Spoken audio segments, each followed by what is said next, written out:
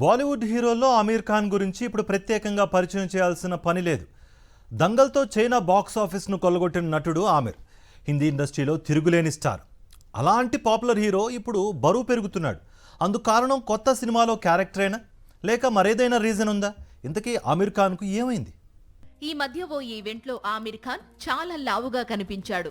దీంతో అతను కొత్త చిత్రంలో పాత్ర కోసం బరివెక్కుతున్నాడని, దాదాసాహెబ్ ఫాల్కే బయోపిక్ లో నటించేందుకు సిద్ధమవుతున్నాడని అందరూ ఊహించారు. కానీ అసలు విషయం అది కాదట. అసలు ఆమీర్ ఖాన్ వెయిట్ తగ్గేందుకు శ్రమిస్తున్నాడట. కొంతకాలంగా ఆమీర్ ఖాన్ మైగ్రేన్ తో ఇబ్బంది పడుతున్నాడు. అందుకోసం స్టెరాయిడ్ ట్రీట్మెంట్ తీసుకుంటున్నాడట. దీనివల్లే తాను బరువు పెరుగుతున్నాను అని, ఇలా ఎందుకు జరుగుతుందో తనకు కూడా అర్థం కావడం లేదు అంటున్నాడు ఆమీర్.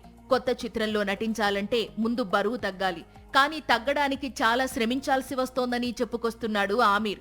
స్టెరాయిడ్ వాడడం వల్ల మైగ్రేన్ వల్ల కలిగే ఇబ్బంది తగ్గుతోంది, కానీ బరువు మాత్రం పెరిగిపోతోంది అంటున్నాడు ఆమీర్. ఆమీర్ మాత్రమే కాదు, సల్మాన్ కూడా పలు అనారోగ్య సమస్యలతో ఇబ్బంది పడుతున్నాడు. ట్రైజెమినల్ న్యూరల్జియా, ఏవీ మార్ఫోర్మేషన్, బ్రెయిన్ ఎన్యూరిజం లాంటి వ్యాధులతో ఇబ్బంది పడుతున్నట్లు తెలిపాడు. వీటిల్లో ట్రైజెమినల్ న్యూరల్జియాతో ముఖ భాగంలో తీవ్ర నొప్పి కలుగుతుంది. ఇక ఏవీ మాల్ఫోర్మేషన్తో రక్తనాళాల్లో ఇబ్బంది ఏర్పడుతుంటుంది. బ్రెయిన్ ఎన్యూరిజంతో మెదడులో వచ్చే చిన్న సమస్య.